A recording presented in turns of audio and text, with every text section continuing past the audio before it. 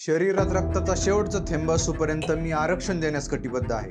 दसरा मेळाव्याच्या भर सभेत मुख्यमंत्री एकनाथ शिंदेंनी मराठा समाजाला आरक्षण देणारच असं थेट शिवरायांची शपथ घेऊन सांगितलं. कोणत्याही समाजाचं आरक्षण कमी न करता टिकणारं आरक्षण देणार असा शब्द सुद्धा मुख्यमंत्र्यांनी मराठा समाजाला दिला. पण खरंच कायद्याच्या चौकटीत टिकणारं आरक्षण देणं शक्य आहे का? आणि जर द्यायचंच ठरलं तर कोणकोणते पर्याय शिंदे सरकारकडे आहेत हे आपण या व्हिडिओमध्ये सविस्तर पाहणार आहोत. कोणावरही अन्याय न करता, कुणाचंही काढून न घेता मराठा समाजाला टिकणारं आरक्षण हे सरकार देणार म्हणजे देणार. त्या एकनाथ शिंदेच्या शरीरामध्ये रक्ताचा शेवटचा थेंब असेपर्यंत या मराठा समाजासाठी लढणार. इतर कुणावरही अन्याय न करता, कारण हे सर्व आपले आहे. 29 नोव्हेंबर 2018 एक निर्णय आणि अख्खा महाराष्ट्र जल्लोषात बुडाला होता. सर्वसामान्यांपासून ते मंत्र्यांपर्यंत सगळेच नाचत होते आणि तो निर्णय झाला होता विधिमंडळात. विधेयक होते मराठा आरक्षणाचे. तेव्हाचे मुख्यमंत्री देवेंद्र फडणवीसांनी मराठा समाजाला सामाजिक आणि शैक्षणिक मागासलेपणाच्या कॅटेगरीत 16% आरक्षण दिलं होतं. असं करणारे फडणवीस एकटे मुख्यमंत्री नव्हते.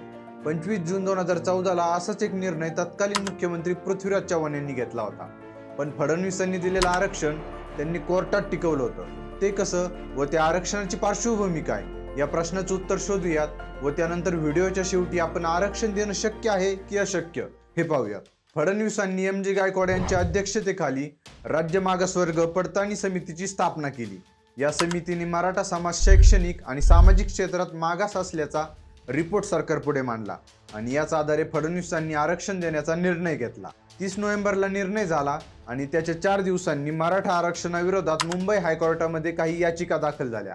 त्यातली पहिली याचिका होती गुणरत्न सदावर्ते यांची पत्नी जयश्री लक्ष्मणराव पाटील यांची. त्या पिटिशनमुळे मुंबई हायकोर्टाने आरक्षण रद्द केलं नाही, पण 16%वरून 13%वर आणलं.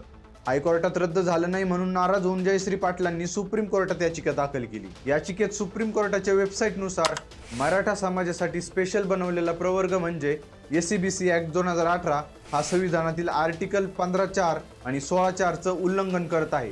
हा पहिला मुद्दा होता. तर OBC सोडून मराठ्यांचा सेपरेट प्रवर्ग तयार केल्याने आर्टिकल 14चं उल्लंघन होत आहे असं दुसऱ्या मुद्द्यात म्हटलंय. शेवटच्या आणि तिसऱ्या मुद्द्यात इंदिरा साहनींच्या केसमध्ये सुप्रीम कोर्टाच्या निर्णयानुसार देशात 50%च्या वर आरक्षण देता येत नाही आणि मराठा समाजाला दिलेल्या आरक्षणामुळे 50%ची मर्यादा 68%वर गेल्याने सुप्रीम कोर्टाच्या निर्णयालाच राज्य सरकारने चॅलेंज केलंय असं त्यांचं म्हणणं होतं. या सगळ्या मुद्द्यावरून सुप्रीम कोर्टाने सरकारकडे मराठा समाज मागास आहे याचे अजून पुरावे मागितले होते, पण ते सरकारला देता आले नाही. म्हणजे फडणवीसांनी दिलेलं आरक्षण हायकोर्टात तर टिकलं होतं, पण सुप्रीम कोर्टाच्या 5 न्यायमूर्तीच्या बेंचने आरक्षणाला स्थगिती दिली.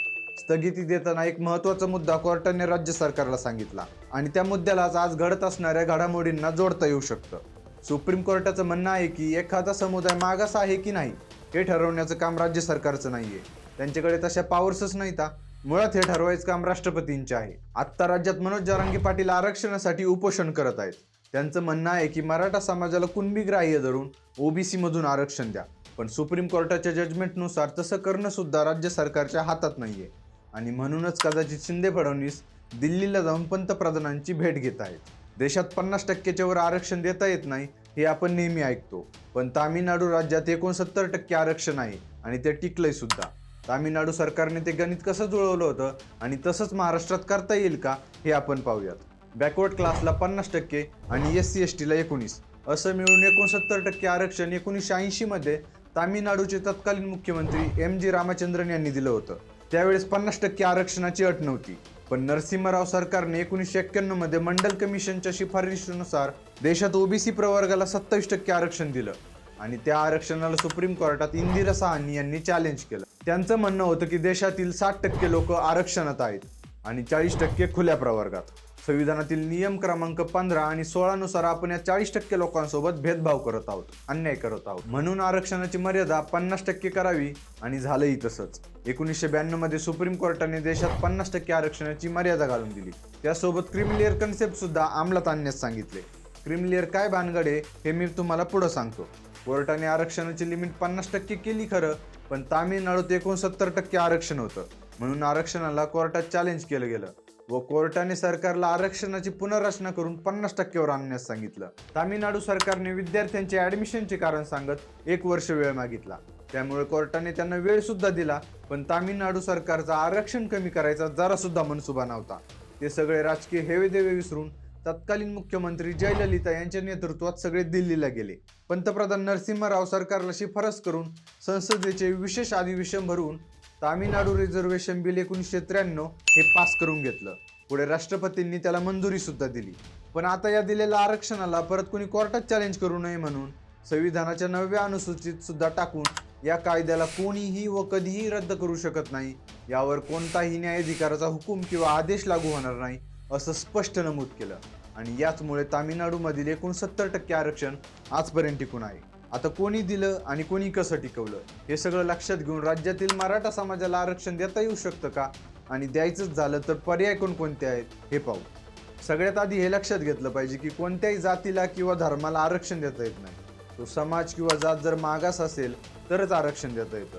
त्यासाठी एखादी समिती स्थापन करून तो समाज मागास आहे का, जर असेल तर तो कोणत्या प्रकारे आहे, म्हणजे शैक्षणिक, सामाजिक किंवा आर्थिक या सगळ्या बाबी लक्षात घेऊन त्यांचा एक विशेष प्रवर्ग बनवून विधिमंडळात त्या प्रवर्गाच्या आरक्षणाबाबतचे विधेयक मंजूर करून घ्यावे लागते.